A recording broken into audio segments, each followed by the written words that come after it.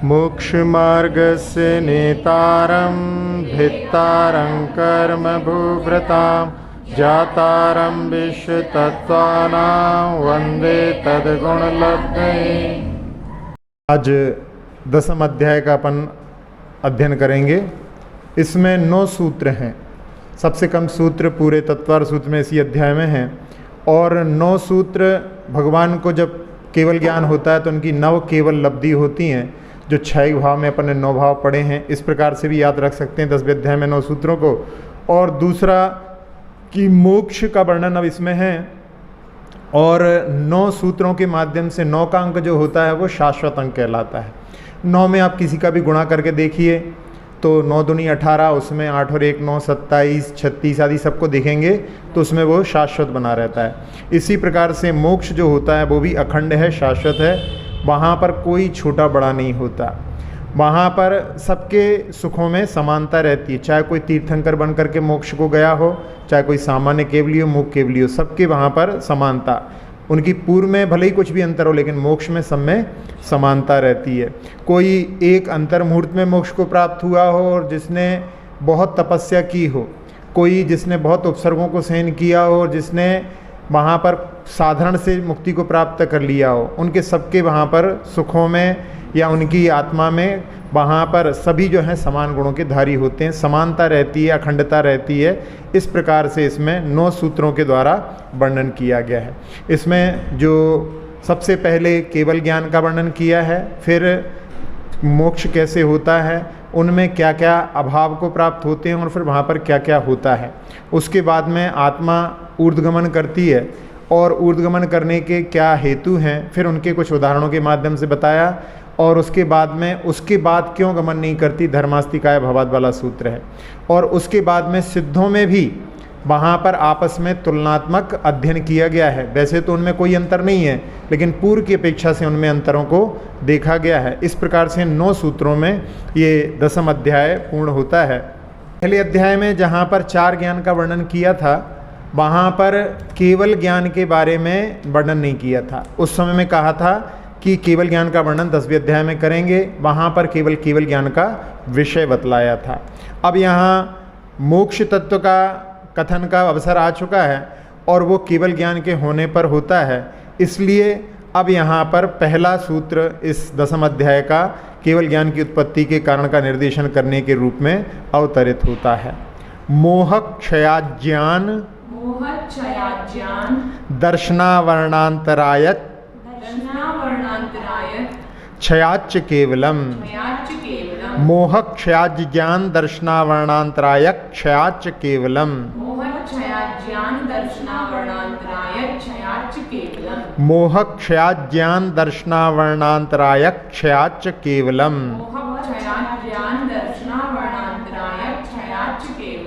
हाँ, इसमें मोह के क्षय हो जाने से फिर उसके बाद में ज्ञानावर्णी, दर्शनावर्णी और अंतराय, इनके क्षय होने से केवल ज्ञान उत्पन्न होता है। अब यहाँ इतना लंबा सूत्र ना बना करके छोटा सूत्र बना देते कि मोह ज्ञान दर्शनावर्णांतराय क्षयाच्च केवलम, तो कहते हैं नहीं, ऐसा नहीं है। इसमें पहले मोहनी कर्म का क्षय हो जाता है, वो 10वें गुण स्थान में ही क्षय को प्राप्त हो जाता है अंत समय में। और उसके बाद में 12वें गुण स्थान में छपक श्रेणी पर जो चढ़ते हैं मुनिराज, वो 12वें गुण स्थान में क्षीणमो अवस्था को वहाँ पर अंतर मुहूर्त तक उस अवस्था में रह करके और अंत में वहाँ पर ज्ञानावर्णादि 3 घातियाँ कर्मों का क्षय करके और उस समय में फिर उनको केवल ज्ञान उत्पन्न होता है। इसलिए यहाँ पर दोनों का वहाँ पर क्रम बताने के लिए इस सूत्र को इस प्रकार से दिया गया है। अब इसमें जो गुणस्थान जो बार बार रहता है उसमें उपांत समय में निद्रा और पिछला, जिसको आप सेकंड लास्ट बोलते हैं, उस समय में निद्रा और पिछला इन 2 को क्षय करके फिर अंत समय में 5 ज्ञानावर्ण की प्रकृतियाँ, 4 दर्शनावर्ण की प्रकृतियाँ और 5 अंतराय की, ऐसी 16 प्रकृतियों को नष्ट करके और केवल ज्ञान को प्राप्त होते हैं। इसमें पंचमी विभक्ति दी गई है। क्षयात शब्द जो दिया ना, मोह के क्षय से, और इसमें मुख्य तो कार्य जो है मोह का क्षय ही है। मोहनी कर्म का क्षय हो जाने पर बाकी सब कर्मों का क्षय तो अपने आप हो जाता है, यानी उसमें फिर अंतर्मुहूर्त का ही काम रहता है। सही प्रयास तो मोहिनी कर्म के क्षय का ही होता है, इसलिए यहाँ पर पंचमी का निर्देशन दिया गया हेतु के रूप में। धवला में मोह का क्षय धर्म ध्यान के माध्यम से बतलाया है। बाकी जगह पर जो षटखंडागम आदि में शुक्ल ध्यान के माध्यम से क्षय बतलाया है, ये भी अपन इसके साथ साथ में देख सकते हैं। और चा के माध्यम से क्षयाच चा से आप लोग पूजा में पढ़ते हैं चौ कर्म की 63 प्रकृति नाश। तो वहाँ पर 4 कर्म की 63 प्रकृतियों में वैसे तो जो 4 घातीय कर्म हैं उनकी केवल प्रकृतियाँ जो होती हैं वहाँ पर 57 प्रकृतियाँ होती हैं, नहीं 47 प्रकृतियाँ होती हैं। 47 4 कर्म की 47 प्रक्रियाँ होती हैं। तो उन 47 प्रकृतियों के अलावा 3 आयु जिनका कि सत्व ही नहीं रहता, यानी 3 आयु वहाँ पर रहती नहीं है, क्योंकि जो छपक श्रेणी पर आरोहण करते हैं उनकी केवल अपनी वर्तमान की आयु का ही वहाँ पर उदय रहता है, सत्व में रहता है। बाकी 3 आयु का सत्य यदि रहे, यदि किसी के पास सत्ता में जिसने अगले भव की आयु बांध ली है तो वो छपक श्रेणी पर आरोहण ही नहीं कर सकता। तो उनकी 3 आयु का वहाँ पर सत्व ही नहीं रहता है। और नाम कर्म की 13 प्रकृतियों को भी नष्ट करते हैं। इस प्रकार से चौ कर्म की 63 प्रकृति में वहाँ पर 4 प्रकार के कर्मों में ऐसे 8 प्रकार कर्म होते हैं, इसी प्रकार से 4 प्रकार के कर्मों में वहाँ पर क्षेत्र विपाकी, क्षेत्र विपाकी, भव विपाकी, पुद्गल विपाकी और जीव विपाकी, ऐसे 4 भेद अपन ने पहले जब पढ़े थे तब उसमें समझाए थे। तो उनके यानी उनमें ही सारे कर्मों की प्रकृतियाँ आ जाती हैं। इस दृष्टि से वहाँ पर कोई बाधा नहीं आती है। तो इनमें कर्म का जो अभाव होता है वो एक होता है यत्न साध्य, यानी जिसमें प्रयास करना पड़ता है, और एक होता है अयत्न साध्य, यानी जिसमें कोई प्रयास नहीं करना पड़ता है। तो 3 आयु जो हैं उनका जब सत्व नहीं है तो उसमें कुछ प्रयत्न करने की आवश्यकता ही नहीं है। तो इस प्रकार से यहाँ पर केवल ज्ञान की उत्पत्ति का कारण बतला दिया और उनमें 63 प्रकृतियों को नष्ट करके वो केवल ज्ञान को प्राप्त करते हैं। अब किस कारण से मोक्ष प्राप्त होता है और उसका लक्षण बतलाने के लिए अगले सूत्र का अवतार होता है। बंध हेतु भाव निर्जराभ्याम कृत्स्न कर्म विप्र मोक्षो मोक्षः। बंध हेतु भाव निर्जराभ्याम कृत्स्न कर्म विप्र मोक्षो मोक्षः।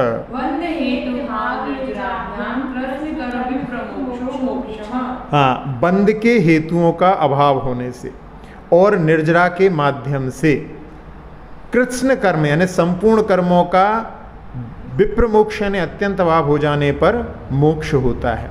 तो जिन मिथ्यात आदि कारणों से कर्मों का बंध होता था उसमें मिथ्यात, अविरति, प्रमाद, कषाय, योग, ये जिनके कारण से बंध होते थे वो बंध का अभाव हो गया और यानी इसमें आगे कर्मों का बंधन रुक गया।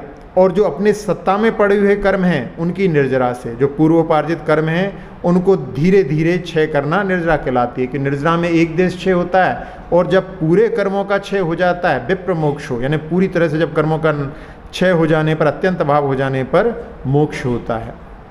जैसे कोई पानी की टंकी है, पानी की टंकी में ऊपर से पानी आता है और आप उसको खाली करना चाहते हैं तो सबसे पहले ऊपर से आने वाले पानी को बंद करना आवश्यक है। यदि आप उसको बंद नहीं करेंगे, आप यहाँ पे खाली करेंगे, वो ऊपर से फिर भर जाएगा, तो फिर वहाँ पर वो कार्यकारी नहीं होता। इसलिए संवर पूर्वक निर्जरा ही कार्यकारी होती है।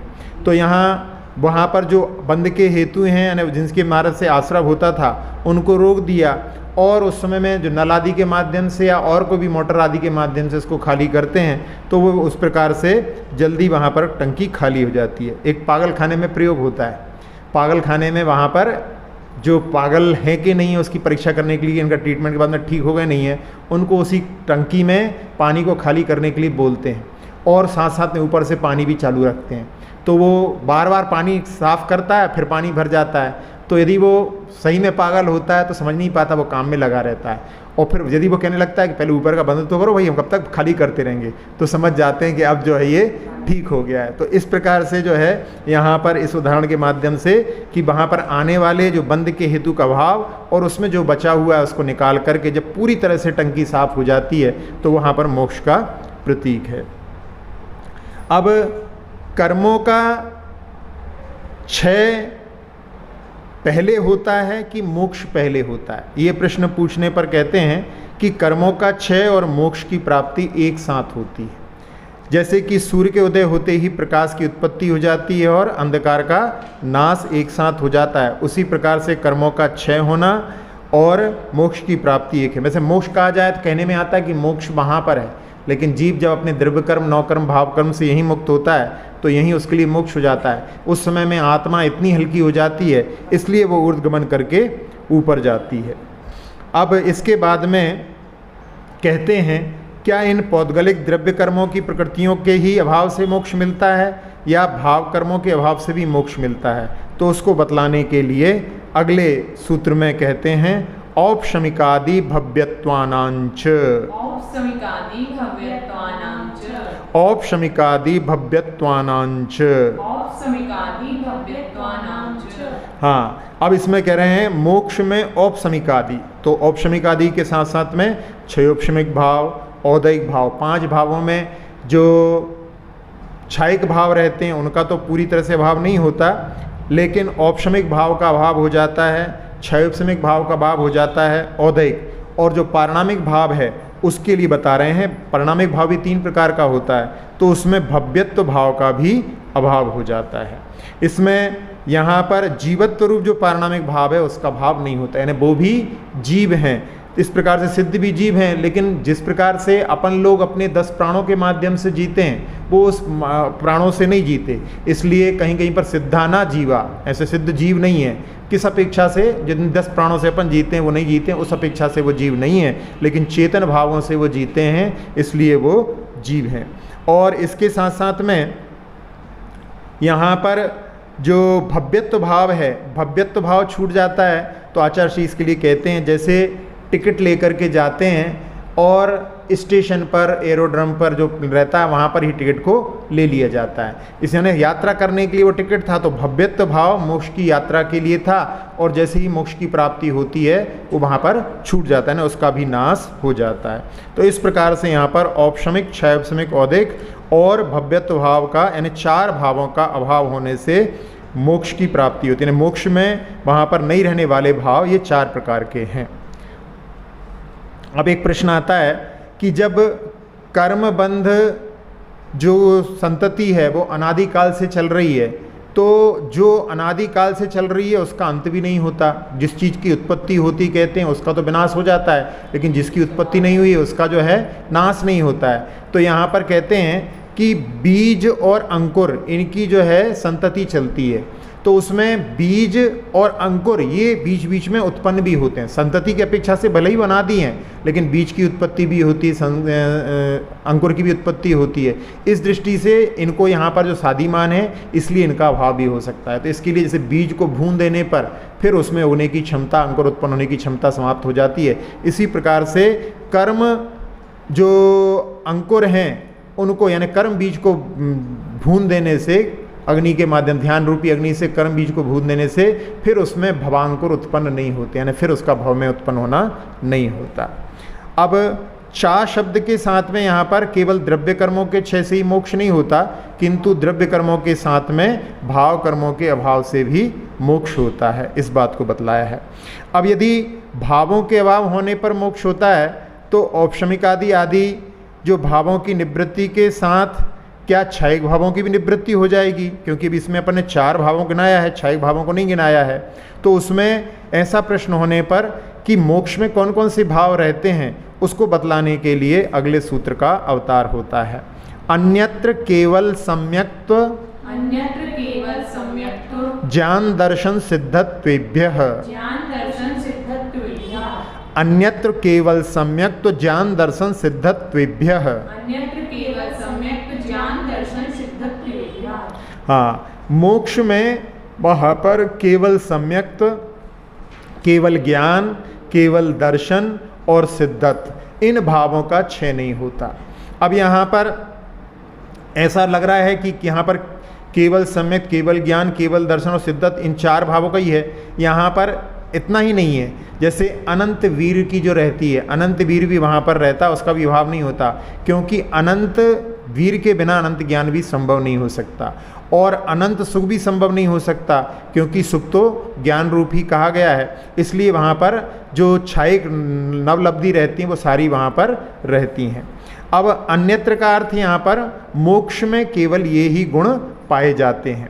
अब कौन कौन से कर्मों से 6 से कौन कौन से गुण प्रकट होते हैं, जो आप सिद्ध चक्र में पहले दिन 8 अर्घ चढ़ाते हैं, उनके लिए वहाँ पर अपन देखें तो जो केवल ज्ञान प्रकट होता है, क्षय ज्ञान प्रकट होता है, वो ज्ञानावरण कर्म के 6 से संपूर्ण पदार्थों को जानने वाला ज्ञान गुण प्रकट होता है। यहाँ पर गुण की अपेक्षा से देख रहे हैं। फिर दर्शन गुण, दर्शनावरण कर्म के 6 से संपूर्ण पदार्थों का सामान्य अवलोकन करने में समर्थ दर्शन गुण प्रकट होता है। फिर अव्यावाद सुख, वेदनी कर्म के 6 से बाधा से रहित आत्मिक सुख स्वरूप अव्यावाद सुख प्रकट होता है। फिर सम्यक्त गुण, मोहनी कर्म के 6 से विपरीत अभिनिवेश से रहित सम्यक्त गुण प्रकट होता है। फिर अवगाहनत्व गुण, उसमें आयु कर्म के 6 से सिद्ध में अनंत सिद्धों का एक दीपक में अनेक दीपकों के प्रकाश के समान बिना मिले रहने पर बिना मिले रहने रूप अवगाहन गुण प्रकट होता है। अब सिद्ध शिला छोटी है और जीव तो अनंत अनंत हैं, तो वहाँ पर एक साथ में वहाँ पर रहने के बाद में भी सबको अपनी अपनी आत्मा का एक साथ में मिलेंगे, एक ही साथ में, जैसे बताया उदाहरण के रूप में कि एक ही कमरे में बहुत सारे दीपक जल रहे हैं, उनका सबका प्रकाश आपस में मिल रहा है, लेकिन सबका प्रकाश अलग अलग है। ये तो मूर्तिक के लिए, वहाँ पर अमूर्तिक के लिए है, तो इसलिए वहाँ पर उनमें सब में वहाँ पर अलग अलग होने के बाद में भी वहाँ पर जो है अग्रलघु गुण के माध्यम से, नहीं अवगहनत गुण के माध्यम से, वो वहाँ पर इतनी छोटी जगह में भी इतने सिद्ध वहाँ पर अनंत अनंत सिद्ध विद्वान रहते हैं, उनके अपने अपने गुण सब में सुरक्षित रहते हैं। फिर सूक्ष्मत्व गुण, नाम कर्म के 6 से पंचेंद्रियों के द्वारा ग्रहण नहीं होने रूप सूक्ष्मत्व गुण प्रकट हो जाता है। पहले इंद्रियों के द्वारा अपन ग्रहण कर सकते हैं उनको, लेकिन अब सिद्धत्व में उनका सूक्ष्मत्व गुण होता है, तो उसमें वो इंद्रियों के द्वारा ग्रहण नहीं किए जा सकते।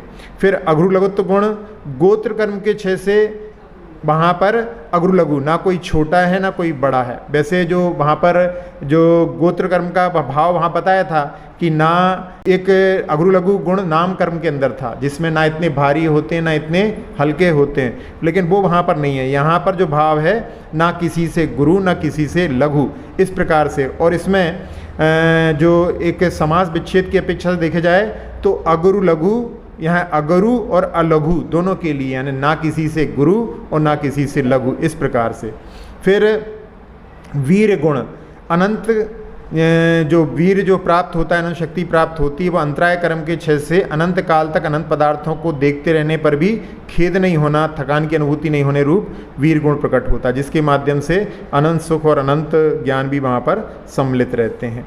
अब मुक्ति प्राप्त करने के लिए वो जो जीव रहता है वो ऊर्ध्वगमन करता है, उसके लिए यहाँ पर अगले सूत्र का अवतार होता है। तदनंतर मूर्ध्वम गच्छत्या लोकांतात, तदनंतर मूर्ध्वम गच्छत्या लोकांतात। हाँ, तदनंतर यानी उसके बाद में, कर्मों के नाश होने पर आलोकांतात, लोक के अंत तक, ऊर्ध्वम गच्छति यानी ऊपर जाते हैं। आचार्य जी कहते हैं यहाँ पर धावती नहीं लिखा कि वो भाग जाते हैं, क्योंकि भागना जो है वहाँ पर अपूर्णता की निशानी कहलाती है, तो वहाँ पर यहाँ पर गच्छति शब्द का प्रयोग किया है। तो मुक्त होने के बाद में जीव लोक के अंत में तनुवाद बलय वहाँ तक चले जाते हैं और वहीं पर स्थिर हो जाते हैं। अब इसमें ऊर्ध्वगमन क्यों करते हैं, इसके बारे में अपन आगे देखेंगे। तो पहले इनमें जो अष्टम भूमि को वो प्राप्त करते हैं, उन 8 भूमियों में जहाँ कहीं वर्णन आता है तो ऐसा कह देते हैं कि 7 नरक की भूमियाँ हैं और अष्टम भूमि में वो सिद्ध भूमि है। लेकिन पद्म पुराण में और पंडित आसाधर जी ने भी अपने सहस्रनाम की टीका में एक श्लोक का वहाँ पर वर्णन किया है, जिसमें 8 भूमियों में जो 8वीं भूमि जिसमें कि आप बोलते हैं अष्टम वसुधा पाने को कर्मे 8 द्रव्य, उसमें 8वीं भूमि तो मोक्ष है, उसके पहले 7 भूमियों का वर्णन किया है, तो नरक को केवल एक भूमि माना है। फिर दूसरी भूमि में जहाँ पर जो भवनवासियों की भूमि है, जहाँ भवनवासी के जो देव रहते हैं, फिर उसके बाद में अपन जिस पर बैठे हैं वो तीसरी भूमि है। चौथी ज्योतिष मंडल की जो भूमि है, फिर 5वीं भूमि कल्पवासियों की, 6ठी ग्रेवेग की और 7वीं अनुत्तर की। ऐसी 7 भूमियों के बाद में अष्टम भूमि जो जिसके लिए ईसत प्रागभार कहते हैं, उसका वर्णन आता है। प्रत्येक 6 महीने 8 समय में 608 जीव निर्वाण को प्राप्त होते हैं। फिर भी संसार में अनंत अनंत जीव होने से संसार कभी भी खाली नहीं होता। एक निगोदिया जीव भी अभी तक खाली नहीं हुआ। एक निगोदिया जीव में भी अनंत अनंत ऐसे असंख्यात निगोदिया जीव हैं, तो एक निगोदिया जीव में भी अनंत अनंत जीव अभी तक खाली नहीं हुए हैं। और अनंत काल के बाद में भी पूछा जाएगा तो यही कहा जाएगा कि अभी तक एक निगोदिया जीव खाली नहीं हुआ। अनंत उसी को कहते हैं जिसमें आय तो नहीं हो रही है, यानी संसार में जीव कहीं से आ नहीं रहे हैं, यहाँ से जा रहे हैं। 608 जीव 6 महीने 8 समय में निकल रहे हैं। इतने ही जीव निगोद से निकल करके व्यवहार राशि में आते हैं, इतने ही छपक श्रेणी पर चढ़ करके अनंत बन जाते हैं और इतने ही सिद्ध अवस्था को प्राप्त होते रहते हैं। लेकिन उसके बाद में भी ये संसार कभी भी खाली नहीं होगा, क्योंकि निगोद एक ऐसी जगह है जहाँ पर अनंत जीव हैं, जिसमें एक निगोद का जीव भी खाली नहीं हुआ है। और सिद्ध भगवान संसार में फिर कभी लौट करके नहीं आते, क्योंकि संसार में जन्म का कारण कर्मों का बंध, उदय और सत्ता है, ये तीनों ही उन्होंने नष्ट कर दिए हैं, इसलिए वो कभी भी संसार में उत्पन्न नहीं होते। अब संसार में जो जीव रहता है उसमें संकोच और विस्तार होता है, यानी जब छोटा शरीर प्राप्त करता है तो वो छोटा हो जाता है, बड़ा शरीर प्राप्त करता है तो उसकी आत्मा बड़े हो जाती है। लेकिन जब जीव मुक्ति को प्राप्त करता है तो उसकी आत्मा पूरे संसार में क्यों नहीं फैल जाती, ऐसा अन्य मत वाले प्रश्न करते हैं। तो उस समय में नाम कर्म के कारण में उसमें संकोच और विस्तार होता था। अब उसमें नाम कर्म का अभाव हो चुका है, इसलिए उनमें संकोच विस्तार नहीं होता। तो उस समय में क्या होता है कि पूर्व के शरीर के अंदर जो आत्मा थी वही जो है थोड़ी सी और संकुचित इसलिए हो जाती है क्योंकि इसके बीच में बहुत सारा खाली स्थान भी है। उस खाली स्थान को भरने के लिए आत्मा पूर्व शरीर से छोटे आकार की हो जाती है। अब एक प्रश्न और आता है इसी में कि दीपक का जब उदाहरण देते हैं संकोच विस्तार के लिए तो मूर्त के लिए है और आत्मा तो अमूर्त होती है, तो उसके लिए कहते हैं कि आत्मा एकांत से अमूर्त नहीं है। कर्मों के कारण में संसारी आत्मा कथनचित मूर्तिक भी होती है, इसलिए उसमें वहाँ पर उसको उदाहरण को घटित किया जा सकता है। फिर निर्वाण के बाद क्या होता है शरीर का, इसके बारे में दो मत मिलते हैं। एक मत के अनुसार, हरिवंश पुराण के अनुसार, कि बिजली के समान उनका जो शरीर रहता है, जैसे बिजली चमकती है और आकाश में विलीन हो जाती है, उसी प्रकार से उनके शरीर के परमाणु अंतिम समय में अपने स्कंद पर्याय को छोड़ देते हैं। और जो महापुराण में कि उनका जो शरीर था उनको पालकी में बिठाल करके लेके गए, दिव्य द्रव्य जो लेकर के आए थे देवलोग, उनके माध्यम से अग्नि कुमार इंद्र ने अपने मुक्तानल से उनको अग्नि दी और उसके माध्यम से उनको अन्य पर्याय में पहुंचा दिया, यानी भस्म बना दिया, और भस्म सारे देवों ने अपने शरीर के ऊपर धारण की। तो इस प्रकार से ये दो मत मिलते हैं। आज अपन ने जिन सूत्रों का उच्चारण किया है उनका अपन पुनः उच्चारण कर लेते हैं।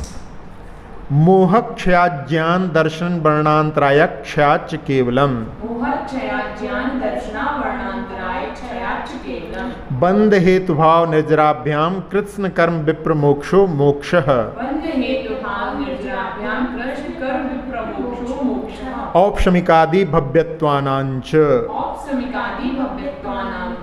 अन्यत्र केवल सम्यक तज्ज्ञान दर्शन सिद्धत्वेभ्यः, तदनंतर मूर्ध्वं गच्छत्या लोकांतात्,